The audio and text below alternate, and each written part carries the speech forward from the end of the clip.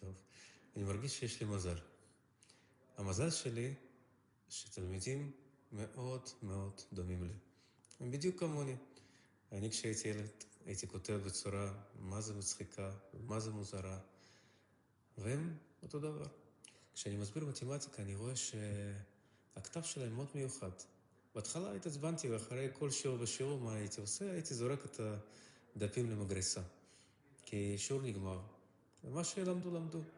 אבל עם הזמן הבנתי שלא ככה עושים. שכתב שלהם מיוחד, יש בו סודות, והם, הילדים ההיפרים המיוחדים האלה, הרגישים, הם משתמשים בכתב בשביל לשרוד. זו דרך שלהם לקלוט מתמטיקה ולא ללכת לאיבוד. וקרה פה משהו שלא ציפיתי.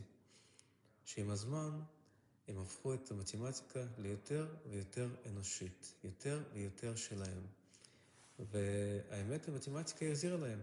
ומה שנוצר פה, כתב פלאי שבעצמו פותר תרגילים.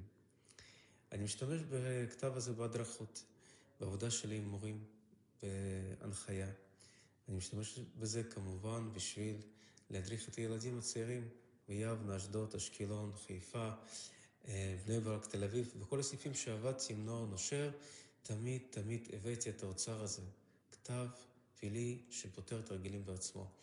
ואני שמח שאנחנו ביחד מרימים את הפרויקט הזה, שאנחנו נותנים סיכוי לעוד ילדים שאני לא יכול להגיע אליהם בעבודה שלי, לכתוב, להתחבר, להצליח במתמטיקה. תודה.